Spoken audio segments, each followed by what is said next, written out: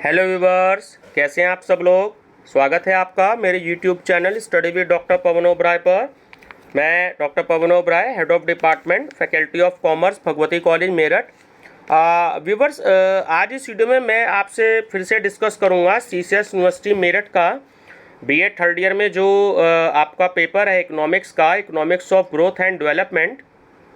तो उसकी last unit number 4 में डिस्कस करूंगा। ठीक है, अभी थोड़ी देर पहले मैंने यूनिट नंबर आपकी थर्ड जो थी वो अपलोड कर दी थी, तो आप उसको मेरी प्लेलिस्ट में देख सकते हैं।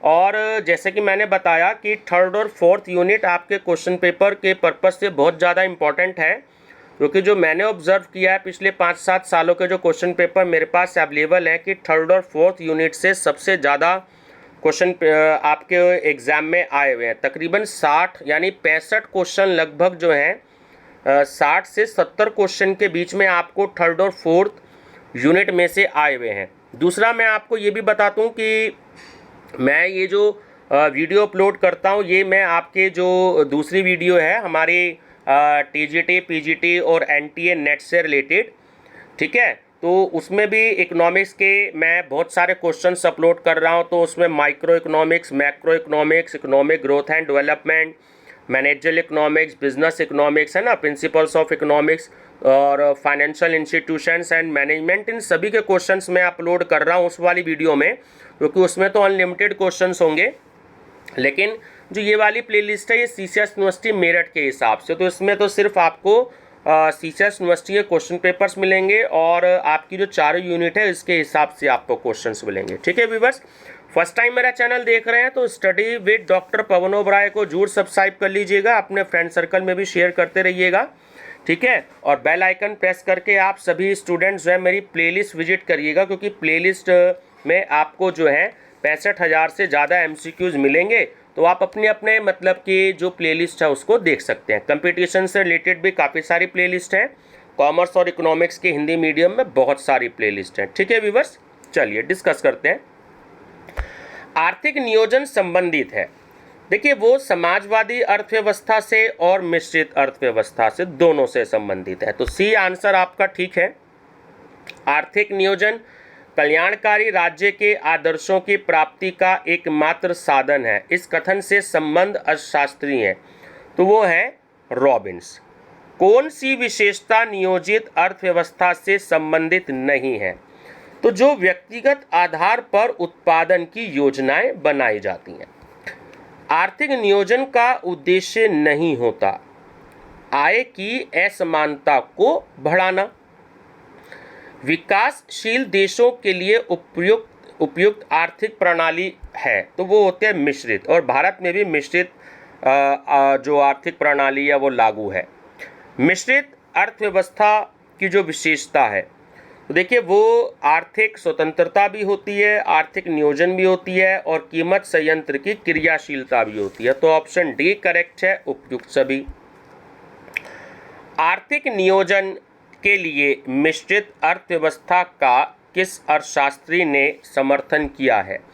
जे.एम. कीन्स ने। विकासशील देशों में आर्थिक नियोजन में सम्मिलित उद्देश्य है, तो सामाजिक उद्देश्य, आर्थिक उद्देश्य और राजनीतिक उद्देश्य, ये तीनों सम्मिलित है। आर्थिक नियोजन का कौन सा उद्देश्य सामाजिक उद्देश्य है? तो सामाजिक सुरक्षा, सामाजिक न्याय और सामाजिक सेवाओं का विस्तार, है ना, तो ये सभी हैं। नियोजित विकास प्रक्रिया से प्राप्त किया जा सकता है, तो उसमें आत्मनिर्भरता, सामाजिक न्याय और आपका जीवन स्तर में सुधार, तो ये तीनों ऑप्शन सही हैं। मिश्रित अर्थव्यवस्था का क्या अर्थ है?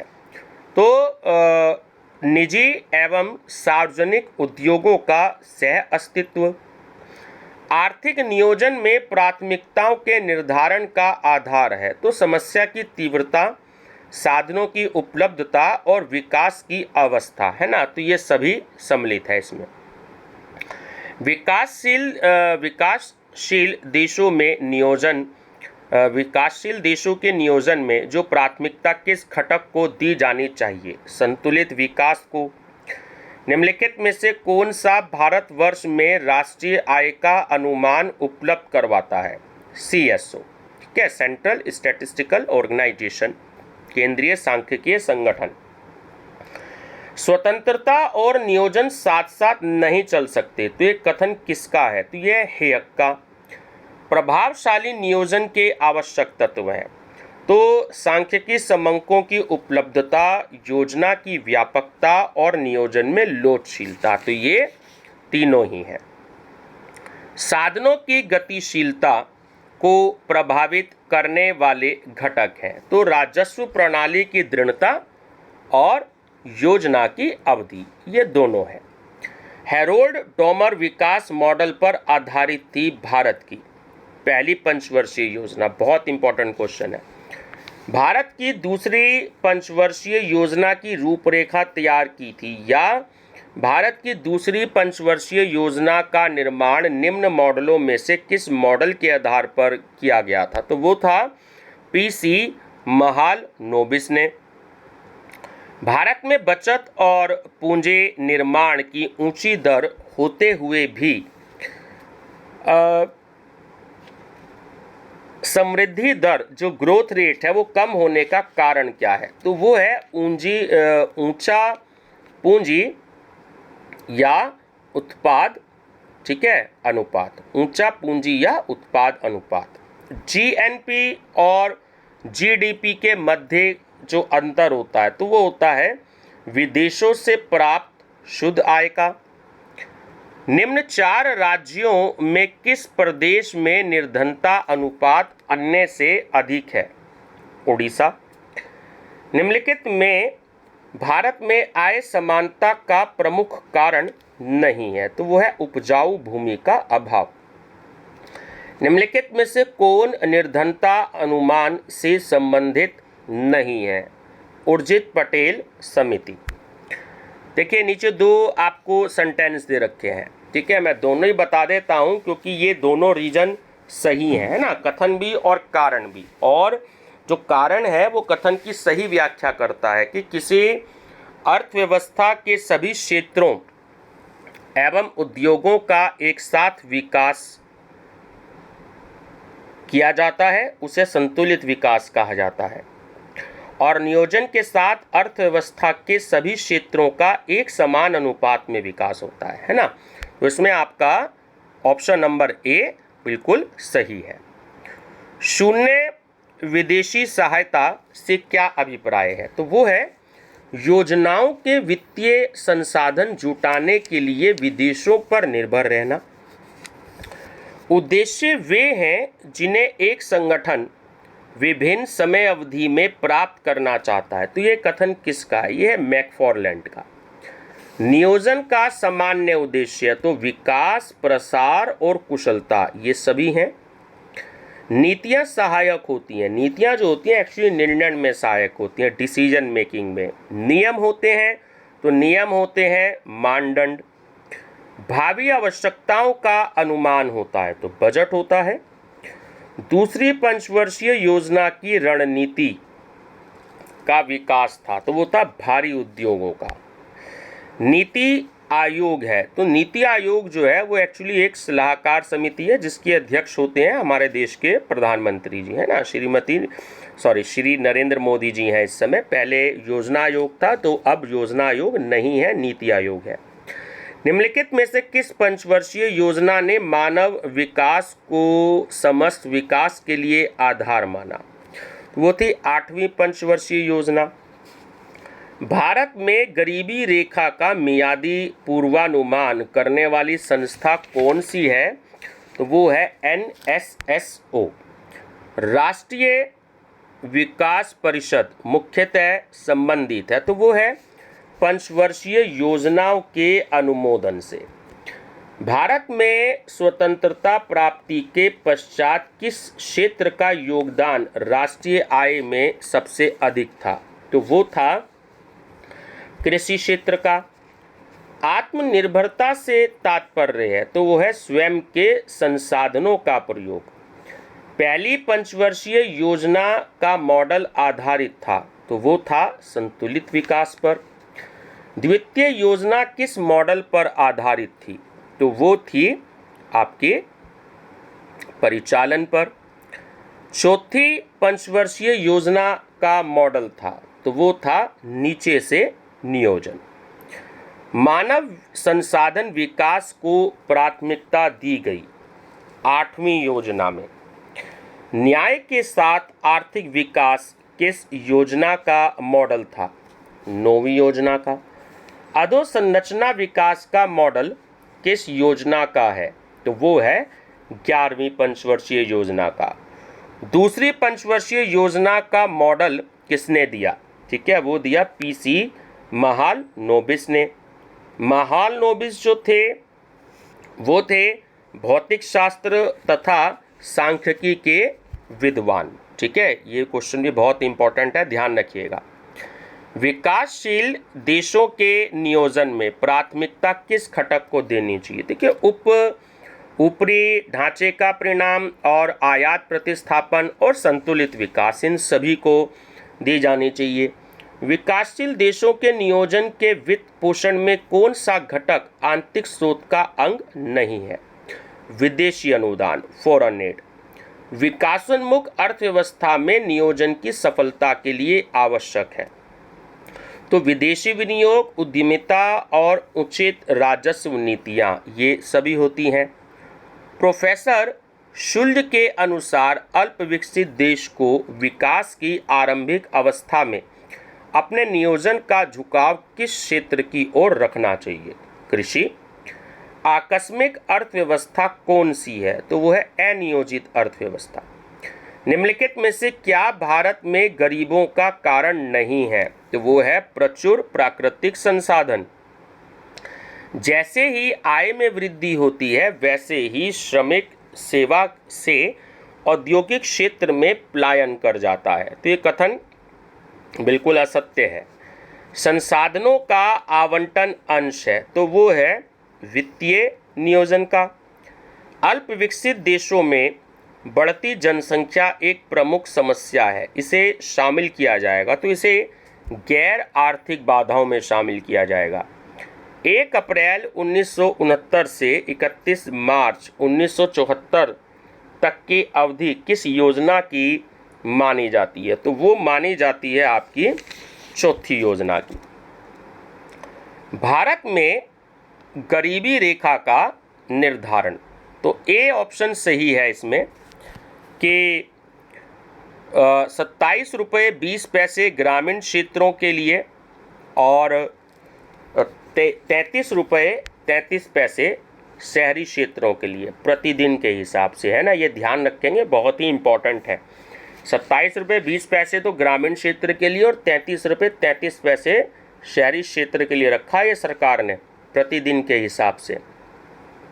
ठीक है, निम्नलिखित में से किसे सर्वाधिकार नियोजन भी कह सकते हैं? तो समाजवादी नियोजन को। विस्तृत रूप से भारतीय नियोजन का उद्देश्य नहीं है, तो न्याय के साथ विकास को सुनिश्चित करना। प्रच्छन्न बेरोजगारी से तात्पर्य है, तो वो है अधिक संख्या में व्यक्ति बेरोजगार हैं जिनका सीमांत उत्पादन शून्य है। दुष्चक्र की अवधारणा संबंधित है किससे? निर्धनता की दशा से। आपने पूरा वर्ड सुना होगा कि निर्धनता का दुष्चक्र है ना, तो निर्धनता की दशा से। भारत में नियोजित अर्थव्यवस्था आधारित है, तो वो है मिश्रित आर्थिक व्यवस्था पर। भारत में आर्थिक नियोजन की शुरुआत कब हुई? 1951 में। निम्नलिखित में से कौन स्थायी प्रकृति का है? देखिए, वित्त आयोग और योजना आयोग, है ना, ये दोनों ही है। जैसे कि योजना आयोग अब नहीं है तो आप ध्यान रखना, तो यहाँ पे नीति आयोग होना चाहिए था। तो फिलहाल आंसर है उपयुक्त दोनों। यूएनडीपी की वर्ष 2015 की रिपोर्ट के अनुसार मानव विकास सूचकांक में भारत का कौन सा स्थान है? तो वो है 130वां। PQLI और HDI समान है, तो वो है, परंतु दोनों सूचकांकों में अंतर है। तो HDI में आय का समावेश है और PQLI में आय का अपवर्जन है। ठीक है, ध्यान रखेंगे। भारत में पूंजी निर्माण की निम्न दर के मुख्य कारण है। तो अपर्याप्त बचतें, बढ़ती जनसंख्या और बचत संस्थाओं का अभाव, तो ये सभी कारण हैं। भारतीय आर्थिक नियोजन का जनक किसे माना जाता है? तो सर एम विश्वेश्वरैया को। नियोजन विकास के दौरान भारत की जीडीपी में सेवा क्षेत्र का हिस्सा बढ़ रहा है। गरीबी हटाओ का नारा दिया गया था, ये 5वीं पंचवर्षीय योजना में दिया गया था। भारत में योजना आयोग का गठन कब किया गया या योजना आयोग की स्थापना कब की गई? इस समय तो देखिए नीति आयोग है, लेकिन पहले योजना आयोग ही था। तो सन 1950 में, है ना, पता होना चाहिए। नीति आयोग का चेयरमैन या अध्यक्ष कौन होता है? तो मैंने आपको भी बताया था, प्रधानमंत्री होते हैं। निम्नलिखित में से कौन सा जोड़ा सुमेल नहीं है? है ना, तो ए और डी ध्यान रखेंगे। जो पहली पंचवर्षीय योजना 1950-56, है ना, ये सही नहीं है। और डी 9वीं पंचवर्षीय योजना 1998 से 2003, है ना, तो ये मैचिंग नहीं होती। 1944 में गांधीवादी योजना किसके द्वारा तैयार की गई थी? तो वो की गई थी श्रीमन नारायण ने। ठीक है। सकल घरेलू उत्पाद में सेवा क्षेत्र का भाग नियोजित विकास के दौरान हुआ अधिक।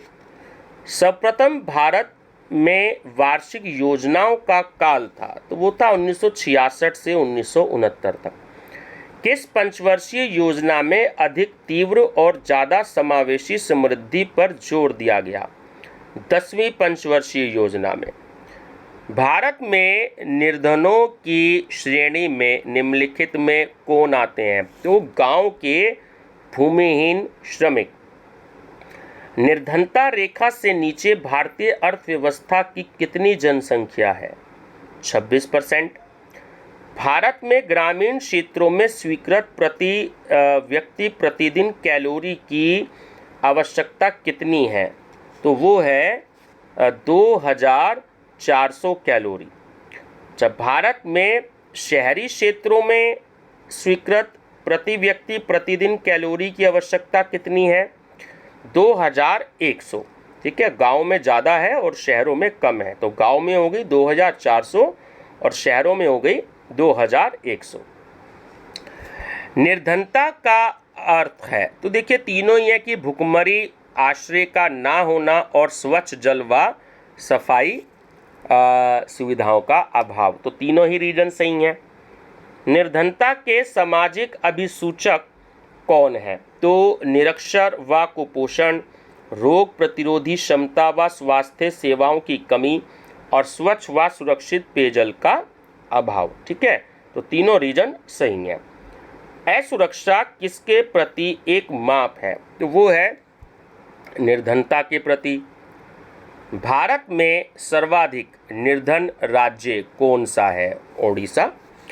क्षेत्रीय असंतुलन कहते हैं, तो देखिए दोनों ही रीजन गलत है कि विकसित एवं अल्प विकसित राज्यों का सह अस्तित्व और एक ही राज्य के विभिन्न क्षेत्र में व्यापक असमानता है। तो दोनों ही रीजन जो है वो गलत है ना, ध्यान रखेंगे।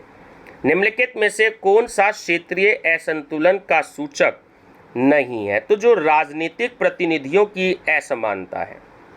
निम्नलिखित में से कौन सा संतुलित विकास का उद्देश्य नहीं है? धार्मिक सद्भाव। स्वर्ण जयंती ग्राम रोजगार योजना का प्रारंभ किया था 1999 में। अंत्योदय योजना का प्रारंभ किया गया था 2000 में। ठीक है, सन 2000 में। निरपेक्ष निर्धनता का मापन क्या है? तो हेड काउंट और औसत आय में गिरावट और मानवीय निर्धनता सूचकांक, है ना, तो ये सभी है। अधिकार की अवधारणा का प्रतिपादन किसने किया था? अमर्त्य सेन जी ने। भारत में ग्रामीण विकास के लिए प्रथम संस्थागत प्रयास डैश का प्रारंभ होना था, तो वो था सामुदायिक विकास कार्यक्रम। भारत में नियोजन प्रक्रिया प्रभावित नहीं है, तो जो सरकारी हस्तक्षेप की नीति है उससे। आर्थिक नियोजन का मुख्य उद्देश्य था तो आत्म स्वतंत्रता, आय का समान वितरण और पिछड़े क्षेत्रों का विकास। तो तीनों ही रीजन सही हैं। निम्नलिखित में से किसे निर्धनता का सामाजिक संकेतक नहीं माना जा सकता? यातायात के साधनों की संख्या में कमी। पूर्ण आय समानता होने पर किसी राष्ट्र का गिनी सूचकांक होगा तो वो होगा 0। भारत में निर्धनता रेखा का मापन किया जाता है प्रति व्यक्ति आय द्वारा। भारत में आर्थिक विकास अवश्य होगा यदि निम्न गतिविधि घटी तो। पूंजी निर्माण। भारत में जनगणना प्रत्येक कितने वर्ष के पश्चात होती है? 10 वर्ष के पश्चात। पूर्व के वर्षों में भारत के व्यापार संतुलन में घाटे का कारण देखिए तीनों ही है कि आयात का बहुत बढ़ जाना, निर्यात में धीमी वृद्धि और ऊंची लागत व निम्न कोटि का उत्पादन। तो ऑप्शन डी करेक्ट है ना, ये सभी रीजन है। पहली पंचवर्षीय योजना कौन से मॉडल पर आधारित थी? ठीक है, तो वह आपका महालनोबिस मॉडल। ठीक है, DWCRA का पूरा मतलब इसकी फुल फॉर्म आपसे पूछ रहा है तो वह है development of women and children in rural area. HDI के घटक हैं तो वो है जीवन प्रत्याशा सूचकांक। 11वीं पंचवर्षीय योजना का कार्यकाल था, ठीक है, इंपॉर्टेंट है, वो थी 1 अप्रैल 2007 से 31 मार्च 2012 तक। कोई भी योजना शुरू होती है वो 1 अप्रैल से ही शुरू होती है, बात आप ध्यान रखेंगे। तो 1 अप्रैल 2007 से 31 मार्च 2012 तक। भारतीय अर्थव्यवस्था है तो वो एक कृषि अर्थव्यवस्था है। भारत में पहली बार गरीबों की समस्या को दूर करने के लिए एक 20 सूत्रीय कार्यक्रम किस तिथि को चलाया गया था? तो वो 7 जुलाई 1975 को। जन योजना प्रस्तुत की गई थी MN राय द्वारा। भारतीय अर्थव्यवस्था का कौन सा विकास क्षेत्र विकास के लिए महत्वपूर्ण तथा अधिकतम सहयोग दे रहा है? तो वो है सेवा क्षेत्र। 12वीं पंचवर्षीय योजना में कुल प्रजनन क्षमता की दर का क्या लक्ष्य रखा गया है? तो वो है 2.1। भारतीय अर्थव्यवस्था निम्नलिखित में से किस कारण से चौथी बड़ी अर्थव्यवस्था है? तो वो है जनसंख्या का आधिक्य। एक खुली अर्थव्यवस्था होती है जहां आयात तथा निर्यात होते हैं। GST किस प्रकार का कर है? तो आप जानते ही हैं, इनडायरेक्ट टैक्स होता है, अप्रत्यक्ष कर। GST परिषद का अध्यक्ष कौन होता है? तो वो होते हैं वित्त मंत्री, है ना, जो इस समय निर्मला सीतारमण जी हैं। 11वीं पंचवर्षीय योजना में कितने मिलियन लोगों को रोजगार अवसर उपलब्ध कराए जाने का लक्ष्य था 2007 से 2012 तक में? तो वो थे 17 मिलियन। ठीक है। आर्थिक समृद्धि को प्राप्त करने का सबसे उपयुक्त तरीका है तो वो है बचत अधिक या अधिक बचत। भारत में किस राज्य की साक्षरता दर अन्य राज्यों की तुलना में अधिक है? केरल। किस प्रकार की व्यवस्था को भारतवर्ष ने सन 1948 में स्वीकार किया था? तो वो थे मिश्रितवादी।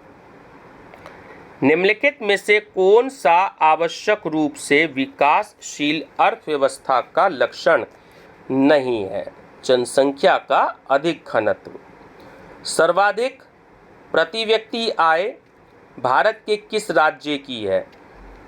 ठीक है, तो वो है गोवा की। देखिए, अगर कम पूछा जाए तो वो है उड़ीसा की और अगर अधिक पूछा जाए तो वो है गोवा की। ठीक है। कौन सा शब्द अल्प विकसित देशों के लिए किया जाता है? देखिए, ना तो आर्थिक वृद्धि और ना आर्थिक विकास, है ना, दोनों ही गलत है। नई जनसंख्या नीति कब भारत में अपनाई गई? फरवरी 2000 में। भारत में मृत्यु दर का प्रतिशत क्या है? 8.1%। निम्नलिखित में से कौन सा उद्योग आधार उद्योगों की श्रेणी में नहीं आता? संचार। प्रथम औद्योगिक नीति कब भारत में अपनाई गई? तो 1948 में। अगर क्वेश्चन आए नई औद्योगिक नीति कब अपनाई गई तो वहाँ आंसर होगा 1991, और अगर प्रथम औद्योगिक नीति पूछता है तो वो 1948 है ना। किस वर्ष फेरा फेमा में परिवर्तित हुआ? 1999 को। किस वर्ष नई कंप्यूटर नीति बनवाई गई? 1984 में। विस्तृत रूप से भारतीय नियोजन का उद्देश्य है तो वो है न्याय के साथ विकास को सुनिश्चित करना। निम्नलिखित राज्यों में से भारत में किस राज्य को बीमारू कहा जाता है? उड़ीसा को। किस पंचवर्षीय योजना में ई गवर्नेंस धारणा भारत के 30 राज्यों द्वारा स्वीकार की गई? 9वीं पंचवर्षीय योजना में। जन धन योजना को किस वर्ष में लागू किया गया? अगस्त 2014 में। ध्यान रखना। निम्नलिखित में से कौन सा सुमेलित नहीं है? तो जो तीसरी योजना है वो 1956 से 1961 है ना, ये गलत है, ध्यान रखना। भारतीय अर्थव्यवस्था की मुख्य विशेषता है तो कृषि की प्रधानता और विस्तीर्ण बेरोजगारी और निम्न प्रति व्यक्ति है, तो ये सभी हैं। निम्नलिखित में से सही वाक्य का चयन कीजिए। तो जो पहला है वो सही है कि अदृश्य बेरोजगारी में श्रम की सीमांत उत्पादकता 0 होती है। ठीक है। निम्नलिखित में से किस राज्य ने सबसे पहले सबसे पहले रोजगार गारंटी योजना लागू की थी? महाराष्ट्र ने। निम्नलिखित में से कौन सा हरित क्रांति का एक भाग था? तो वो था HVI बीज, रासायनिक खादें और सिंचाई, तो ये सभी थे। निम्नलिखित में से कौन सी संस्था मानव विकास रिपोर्ट तैयार करती है? वो करती है UNDP। ठीक है, UNDP। आय एवं धन के दुर्वितरण को कम करने के नीतिगत उपाय हैं। तो संपत्ति स्वामित्व का पुनः वितरण और उपयुक्त कर नीति और प्रत्यक्ष हस्तांतरण भुगतान, तो ये सभी हैं। निम्नलिखित में से कौन सा कथन ठीक नहीं है? तो जो ऑप्शन सी है वो कि आर्थिक नियोजन केवल समाजवादी अर्थव्यवस्था में ही संभव है। विदेशी पूंजी की हिस्सेदारी नियोजन काल में, तो देखिए पहले बढ़ी और बाद में घटी है। योजना अवकाश के 3 वर्ष थे तो वो थे 1966 से 1969। वर्तमान में जीडीपी की गणना का आधार वर्ष है ना, ध्यान रखना इंपॉर्टेंट है, तो वो है 2011-12। निम्नलिखित में से किस राज्य ने सबसे पहले मानव विकास रिपोर्ट HDR है ना प्रस्तुत करी? तो वो मध्य प्रदेश ने करी थी। वर्तमान में भारत की राष्ट्रीय आय में किस क्षेत्र का योगदान अधिकतम है? तो सेवा क्षेत्र का है। देश की औसत आय होती है तो वो होती है प्रति व्यक्ति आय। किस तिथि को भारत के प्रधानमंत्री द्वारा नोटबंदी लागू की गई? तो 8 नवंबर 2016 को। सफ़ेद क्रांति के जनक के रूप में कौन जाने जाते हैं? V कुरियन। नीति आयोग के अध्यक्ष कौन है? तो वह है प्रधानमंत्री श्री नरेंद्र मोदी जी। भारत में सबसे अधिक लोग कार्यरत हैं तो वो है वस्त्र उद्योग में, जो टेक्सटाइल इंडस्ट्रीज है। तृतीय क्षेत्र में सम्मिलित नहीं किया जाता। ठीक है। विद्युत को भारत के वर्तमान आर्थिक विकास की किस अर्थव्यवस्था के द्वारा सबसे उपयुक्त व्याख्या की गई है? तो वो है उच्च जन उपभोग का युग। विकास की प्रबल प्रयास रणनीति के अंतर्गत बड़ा निवेश किस क्षेत्र की तरफ होता है?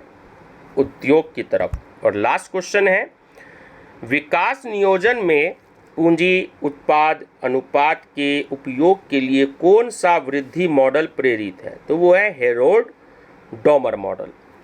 तो व्यूवर्स, ये CCS यूनिवर्सिटी मेरठ की आपकी 4th यूनिट भी ख़त्म हो चुकी है। ठीक है, इससे पहले मैंने 2 तारीख को यानी परसों आपका एग्जामिनेशन पेपर 2020 का, इसका economics of growth and development का, वो भी अपलोड कर दिया था। तो आप लोग प्लेलिस्ट में विजिट कर सकते हैं। ठीक है व्यूवर्स, तो वीडियो पसंद आए तो लाइक शेयर सब्सक्राइब जरूर कर लीजिएगा। और अगर आप NTA नेट की या TGT PGT की अगर आप तैयारी कर रहे हैं तो जो मेरी दूसरी प्लेलिस्ट है उसमें तो बहुत सारे टॉपिक्स पर आपको इकोनॉमिक्स से क्वेश्चंस मिलेंगे, तो आप वो भी विजिट कर सकते हैं। ठीक है, चैनल नेम आप जानते हैं, study with doctor Pavan Oberoi. तो चैनल सब्सक्राइब जरूर कर लीजिएगा, लाइक और शेयर भी करते रहिएगा। Thank you viewers.